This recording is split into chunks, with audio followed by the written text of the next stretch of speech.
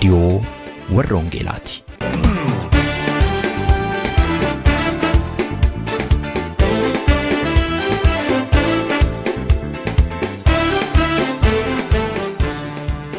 रेडियोन वर्रोंगेला tokkummaa waldooti Oromoo warroongeelaa Awurooppaatiin qophaa'e torbanitti si'a tokko guyyaa sanbadduraa dhaggeeffattoota biyyootii gaanfa Afrikaaf naannoo isaatiif akka lakkoofsa sa'aatii Itoophiyaatti galgala sa'aatii 12 hamma sa'aatii 12:00tti dambalii gabaabaa kiilooheerzii 15,515 yookaanis meetir baandii 19 irratti dhaggeeffattoota kibbaaf giddugaleessa Awurooppaatiif immoo akka lakkoofsa sa'aatii giddugaleessa Awurooppaatti galgala sa'aatii 21 hamma sa'aatii 21:00tti dambalii giddugaleessaa kiilooheerzii 1,355 irratti kan isin qaqqabu tamsaasa wangeelaati.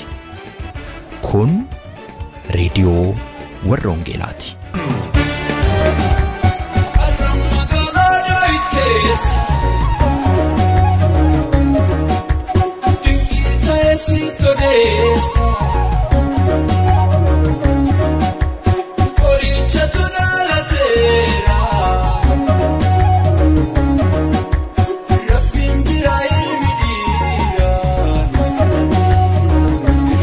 Hin sodaatinaa kunoo ani misraachoo gammachuu guddaa isinittiin himawu. Kunis saba hundumaaf kan ta'udha. Har mandaraa Daawititti fayyisaan isiniif lateera. Inni immoo Kiristoos goofticha. Luqaas boqonnaa 2 lakkoofsa 10-11 irraan isinii dubbisee harka fuunee attam jirtu jaallatamtootaaf kabajamtootaa dhaggeeffattoota reediyoo warra wangeelaa baga ayyaana dhalachuu gooftaa keenyaaf fayyisaa keenyaa Iyesuus Kiristoosiin isin ga'e jechuudhaan sagantaa keenya irraa jalqabna. Kun reediyoo warra wangeelaatii. Reediyoo warra wangeelaa har'as qophii ishee garagaraa ayyaana dhaloota gooftaa keenyaaf fayyisaa keenya Iyesuus Kiristoos sababii gochuudhaan qopheeffatte qabattee dhiyaatteetti hanga xumura sagantaa keenyaatti akka obsaan waliin turtan immoo kan isin affeeruu qopheessaa raadiyoo warra wangeelaa ana Roobsan Makkooti. Dhaggeeffattootni keenya baay'een karaa chaanalii keenyaa YouTube akkasumas karaa fuula Facebookii keenya baga ittiin isin ga'e jechuudhaan hawwii gaarii qaban nu ergaa jiru.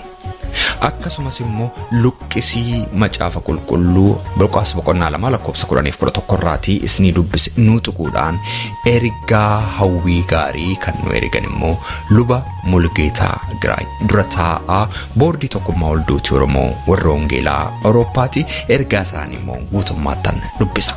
Baga ayyaana dhalachuu gooftaa keenyaa isa bara 2017 isin ga'e jedhaa ergaan luba Mulgeetaa. Dukkana halkanii keessaa sagalee misraachoo akkasii gara namaa dhufuu caala kan nama gammachiisu hin jiru. Sagalee gara irratti argitan kun tiksootatti dubbatame. Tiksootni kun halkanatoo horii isaanii eegaa jiranii haalli aadaa isaanii duraan beekaniin alatti isaan biratti raawwatamee isaan rifachiifnaan naasuun isaan qabatee ture. Akka aadaa Yihuudootaatti yeroo sana dallaa horii keessatti mucaan namaa dhalachuun beekamaa miti. Isuma irratti immoo kan duraan arganii hin beekne ergamaan Waaqayyo dukkana keessatti isaanitti ifaan mul'ateetu sagalees isaan dhageessise. Sagaleen isaan dhaga'anis sagalee sodaaf naasuu keessa isaaniitii baasee jabina, gammachuuf abdii guddaa isaanii kenne ture. Obbolootaaf obboleewwan ko har'a wanti biyyi lafaa keessatti raawwatamaa jiru sagaleen dhaga'amu hedduun kan nama rifachiisuuf kan nama sodaachisudha. Namoota hedduutti jireenya dukkanaa'aa ta'etu argamaa jira. Keessumaa waa'ee saba keenyaa waa'ee saba Oromoo yeroo yaadnu wanti baay'eensaa dukkana ta'etu argama, nama yaaddessa. Haa ta'u iyyuu malee ilmi Waaqayyo Kiristoos inni gammachuuf fayyina ilmaan namootaa hundumaaf kennuudhaaf dhalate haala dukkanaa'aa ta'e kana gara ifa dinqisiisaatti ni jijjiira.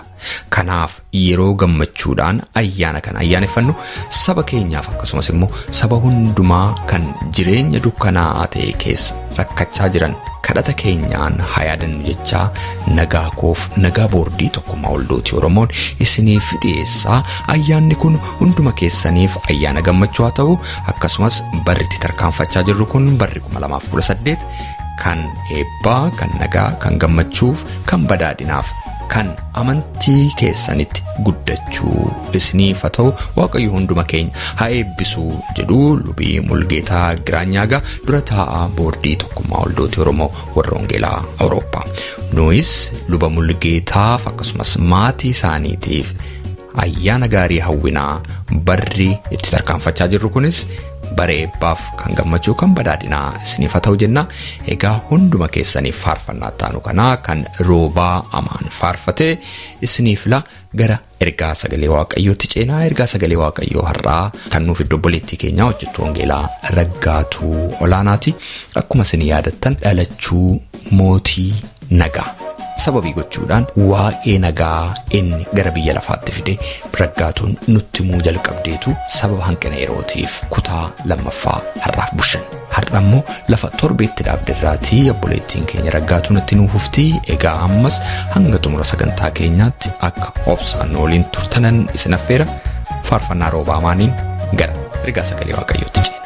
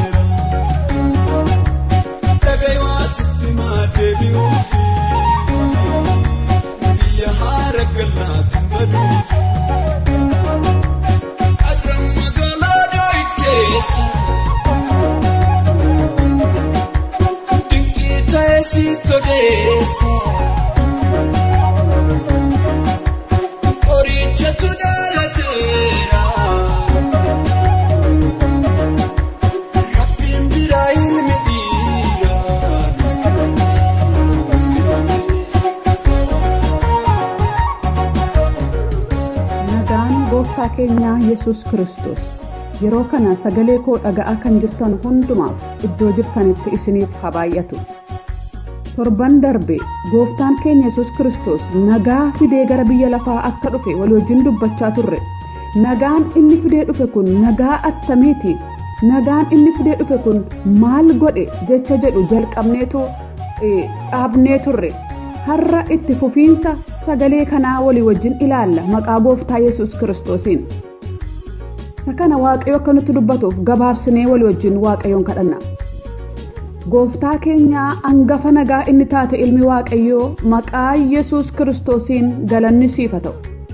Yeroo kana waa'ee nagaa keetii yeroo dubbannu nagaa ati fiddee gara biyya lafaa dhufte waa'ee isaa yeroo haasofnu maqaa Yesuusiin nagaan kee inni safara malee ta'e inni qalbii hundumaarra darbu gara tokko tokko keenyaa haa dhufu maqaa Yesuusiin ameen.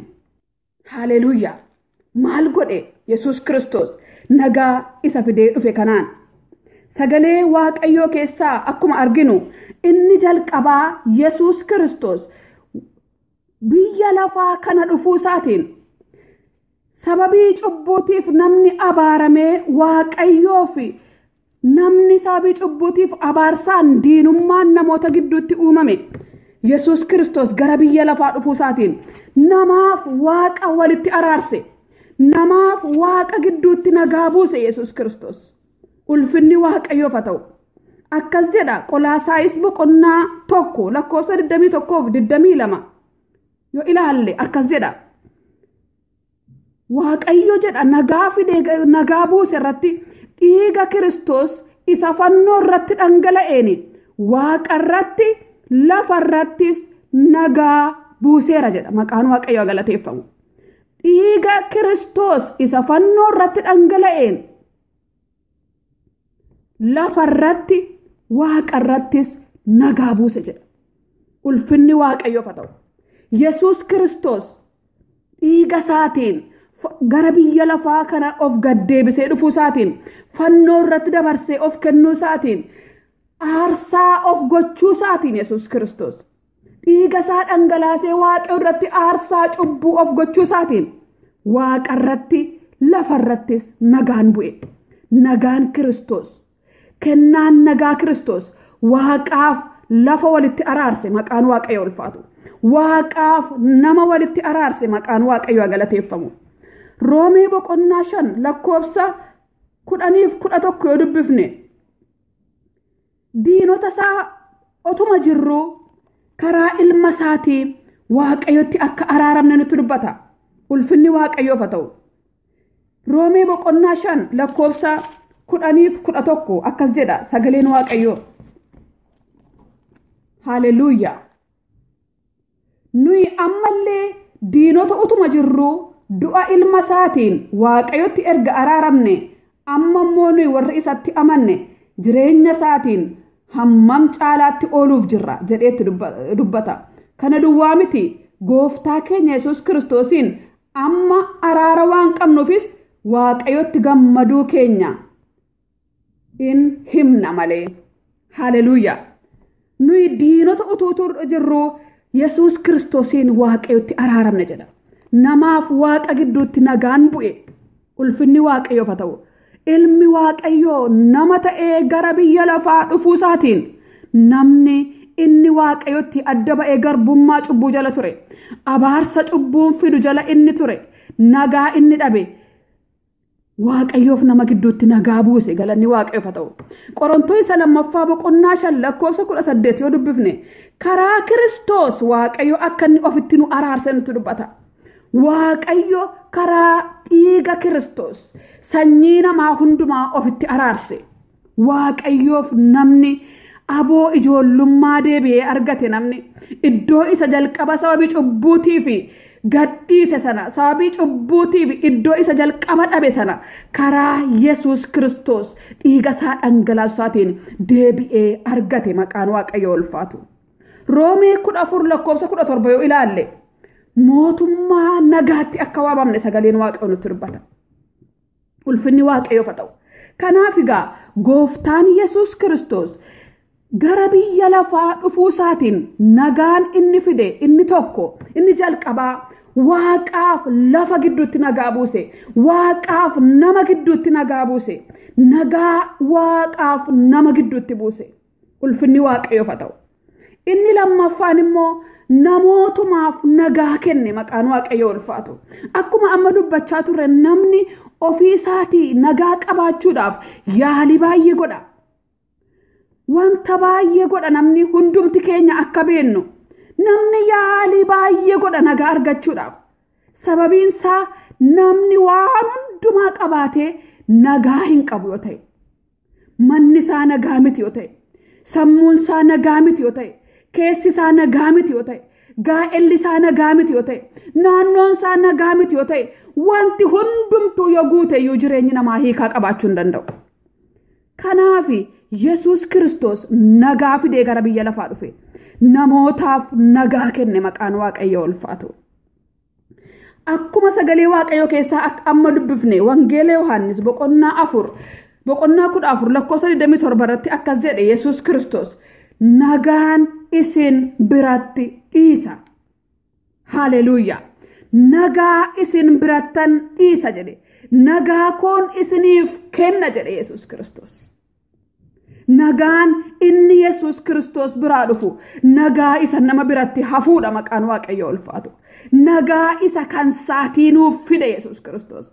Nagaa isa kan saatii nuuf kenne Yesuus Kiristoos. Galanni isaaf haa ta'u. Nagaa kana akkamitti nuuf kenne?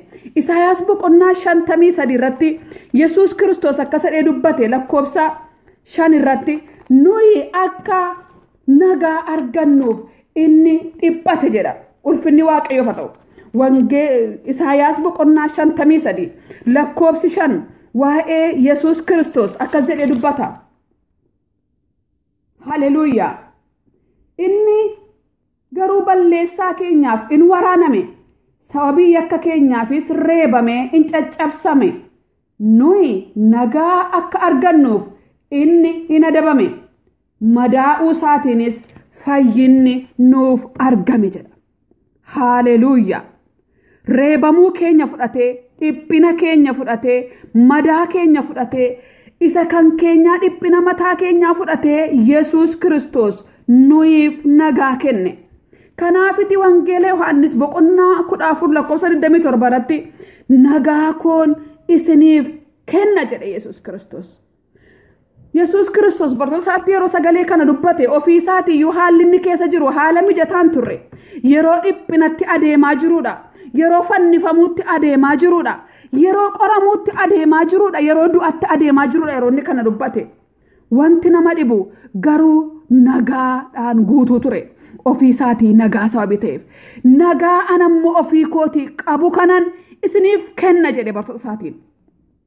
Nagaa isa qilleensa irratti nun doofne, nagaa isa guutuuf irrachuu irratti nun doofne, nagaa isa mijachuu dhiisuu irratti nun doofne, nagaa isa biraa dhufu angafa nagaa isa ta'e isa biraa isa ergamu baay'inni nagaa isaatii daangaa isa hin qabne isa biraa isa dhufu nagaa isaaniif kenne.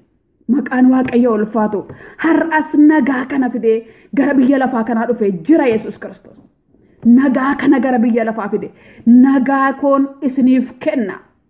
Nagaa isa kan kootiin isiniif kenna. Isa akka biyyi lafaa kennitutti miti. Nagaa koon isiniif kenna jedhe.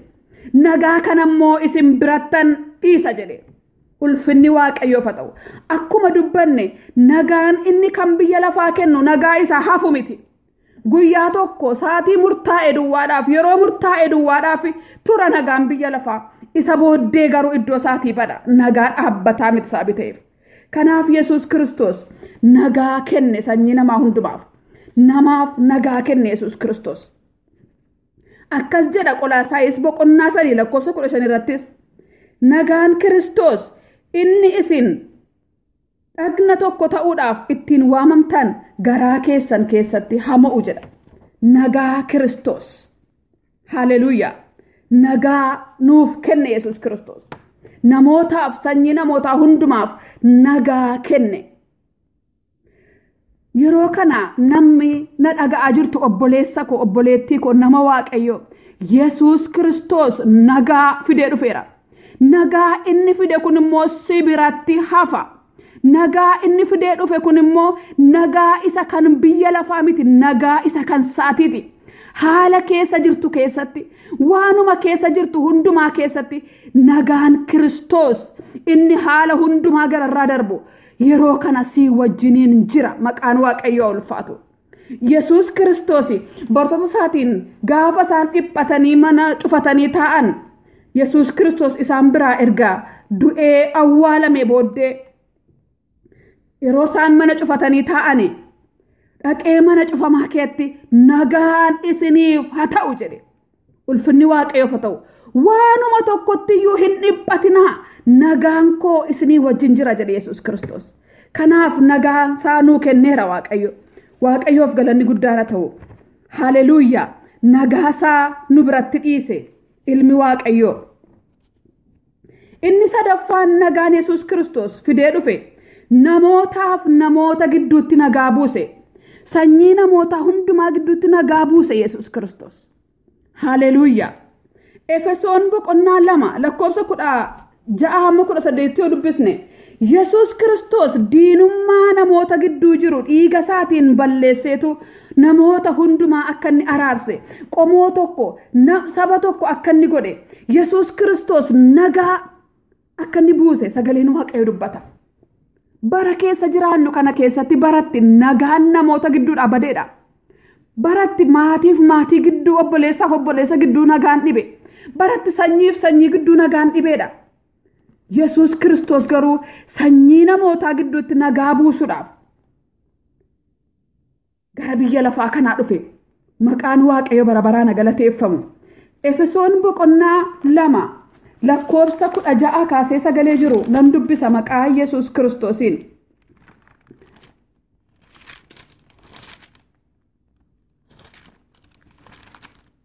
Boqonnaa 2:16-18 akkas jedha sagaleen Waaqayyoo. Fannoo irratti du'uudhaan gosa lamaanuu akka dhagna tokkootti Waaqayyotti araarsuudhaaf ofiisaatiin diinummaa balleesse jedha maqaan Waaqayyoo ulfaatu. Ofiisaatiin fannoo irratti lubbuu isaa kennuudhaan ofiisaatiin diinummaa balleesse. Inni dhufee isin warra fagoo turtan isaan warra dhiyoo turanis misraachoo nagaa lallabe. Nuyi lamaanuu hafuuruma tokkoon karaasaa akka itti abbaa bira geenyu qabna jedha maqaan Waaqayyoo ulfaatu. Fannoo irratti ofiisaa kennuudhaan Yesuus Kiristoos misraachoo nagaa namoota gidduutti lallabe. Kanaaf Yesuus Kiristoos nagaa fidee gara biyya lafaa dhufe. Galaatiyaa boqonnaa 3:23 irratti ilaalle Yesuus Kiristoos sanyii namootaa hundumaa gidduu diinummaa ture diigeetu hundumaa karaa isaa tokko godhe jedha sagaleen Waaqayyoo. Garaagarummaan akka hin jiraannetti maqaan Waaqayyoo ulfaatu. Qolaasaayis boqonnaa 3:12-15 sila dubbisne nagaa Kiristoos garaa keessan keessatti hamo'u jedha. Maqaan Waaqayyoo bara baraan galateeffamu. Angafa nagaa inni ta'e sagaleen Waaqayyoo akka jedhutti baay'inni nagaa isaatii daangaa inni hin qabne Yesuus Kiristoos nagaa kana fidee gara biyya lafaa kanaa dhufe. Yesuus gara biyya lafaa kanaa nagaa Waaqaaf nama gidduutti nagaa buuse maqaan Waaqayyoo ulfaatu. Waaqaaf nama walitti araarse Yesuus Kiristoos. Yesuus Kiristoos namootaaf nagaa fide sanyii namaa hundumaaf nagaa fide. Ergamoonni waa'ee misraachoo gooftaa keenya Yesuus Kiristoos dhufaatii isaa yeroo labsan gaafa Yesuus Kiristoos dhalate ergamoonni akkas jedhanii faarfatanii Luqaas boqonnaa 2:13-14tti hooqubaani Waaqayyoof waaqarratti nagaanis namootaaf lafarratti jedhanii faarfatan. Maqaan Waaqayyoo ulfaatu. Nagaa fidee dhufe Yesuus Kiristoos. Namootaaf nagaa fidee dhufe. Biyya lafaaf nagaa fidee dhufe. Sanyii namaa hundumaaf nagaa fidee dhufe. Kanaaf gooftaan nagaa kun har'as warra isatti amanan hundumaatiif haala gararraa isa ta'e nagaa isaa fudhatee isaanii wajjiniin jira. Haala gararraa isa ta'e qilleensa gararraa isa ta'e Yesuus Kiristoos waaqni nagaa har'as warra isatti amananiif warra isa waammataniif warra isa abdatan hundumaa wajjiniin jira. Waaqayyoof galanna ta'u. Nagaan kun attamitti argama? Nagaa kana bira akkamitti dhufna jennee yoo yaanne sagaleen Waaqayyoo nutti dubbata. Kutaadhuma amma dubbifachaa oolle keessaa Wangeela Yohaannis boqonnaa 14:1 Yesuus Kiristoos akkas jedhe. Garaan keessan hin raafamin anatti amanaa Waaqayyottis amanaa jedhe maqaan isaa bara baraan galateeffamu. Isatti amanuudhaan ba'aa ofii fudhatanii gara isaa dhaquudhaan isarratti gatuudhaan nagaan kun argama. Akkuma sila raajii isaas boqonnaa 53:5 irraa dubbifne inni nuyi akka nagaa argannuuf inni dhiphate jedha. Yesuus Kiristoos dhiphina keenya nurkaa fudhachuudhaaf har'as qophaa'ee harka isaa diriirsee jira. Dhiphina keenya ba'aa keenya hundumaa fannoo isaa jalatti akka gannuuf Yesuus Kiristoos har'as nu afeera. Nuyi nagaa akka argannuuf Yesuus Kiristoos dhiphate. Kanaaf obboleessa koo obboleettii koo gara isaa dhaqi fuula isaa irratti dhiyaadhu. Ba'aa kee hundumaa fannoo isaa jalatti gati. Nagaa isa daarii hin qabne. Nagaa inni biyya lafaa kanarratti dhiise warra isatti amananiif bara baraan nagaa inni dhiise kana isa harkaa fudhadhu. Isatti amanuudhaan gara isaa dhaquudhaan nagaan kun argama maqaan Waaqayyoo ulfaatu. Gara dhumaarratti Isaayaas boqonnaa 26:3 irratti sagalee dubbatame dubbiseenii raawwadha maqaan Waaqayyoo galateeffamu. Isaayaas boqonnaa 26:3 irratti akkas jedha waa'ee nagaa kana. Haleluuyaa. Isa garaansaa cimsee si amanatu sababii inni sitti of kenneefi ati nagaa guutuudhaan isa in eegda. Haleluuyaa. Isa garaansaa cimsee si amanatu sababii inni sitti of kenneefi ati nagaa guutuudhaan isa in eegda. Haleluuyaa. Garaansaa si amanatu sababii inni sitti of kenneef nagaa guutuudhaan isa eegda. amanannee garaa keenya guutuudhaan akka nu isarratti of gannu barbaada Waaqayyo. Yeroo kana nagaa Yesuus Kiristoos keessaa burqu arganna. Isarratti ganna ba'aa keenya, dhiphina keenya, yaaddoo keenya, haala keenya, biyya keenya, naannoo keenya isarratti ganna. Yeroo kana nagaa guutuudhaan eegamna maqaan Waaqayyo ulfaatu. Waaqayyo isa kana akka goonuuf nagaa isa kana keessatti akka eegamnuuf hunduma keenya haa gargaaru. Maqaa Yesuus Kiristoosiin. Ameen. Waaqayyo hunduma keessan haa eebbisu. Nagaa kana keessatti hunduma keessan haa eegu. Maqaa Yesuusiin.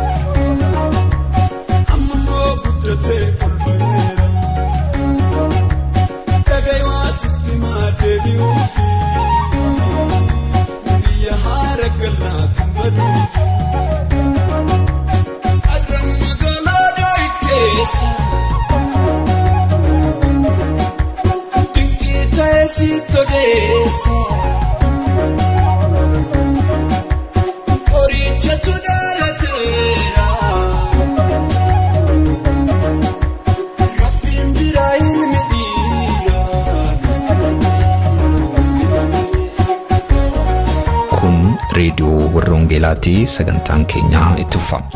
Meetir baandii 19 yookaan immoo kiiloo heerzii 15,515 irratti guyyaa sanbadduraa galgala sa'aatii 12 amma sa'aatii 12:00 kan isinii darbu tamsaasa kana YouTube irratti, SoundCloud irratti, karaa Facebook akkasumas immoo karaa websaayitii keenyaa hordofuu dandeessu. Websaayitiin keenya maqaansaa www.uoece.org jedhama. Irraan isinii deebi'a. www.uoece.org jedhama. Dhaggeeffattootni keenya biyya Ameerikaa immoo itti dabalaan lakkoofsa bilbilaa 51824 irratti tola bilbiluudhaan akkasuma nu dhaggeeffachuu akka dandeessan isin yaadachiisa. Facebook irra jirra, laayikii nu tolcha, YouTube fi SoundCloud irras jirra, subscribe gochuudhaan karaa isinitti tolu nu hordofuu dandeessu. Jaallatamtootaaf kabajamtoota dhaggeeffattoota keenya egaa immoo hanga xumura sagantaa keenyaatti faarfannaa jalqabne kanaa isin dhaggeeffachiisuu itti fufna. Egaa torbee sagantaa addaatiin hamma walitti deebinutti ayyaana gaarii yeroo eebbaa torban eebbaan isiniif.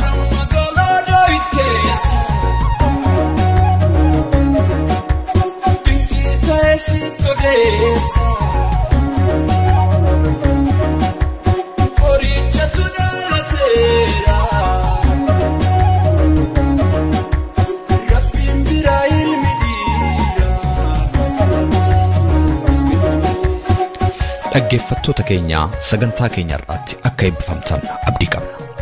Waa'ee sagantaa keenya gaaffii yookaan yaada yoo qabaattaniif karaa teessoo xalayaa keenya rwv@tevelingsvine13 Oslo Norway jedhaatiin nu barreessaa yookaanis karaa iimeela keenya radiowarrawangeelaa@gmail.com jechuudhaan nu qunnamaa. Torbee sagantaa biraatiin hamma walitti deebinutti nagaa Waaqayyootiin tura.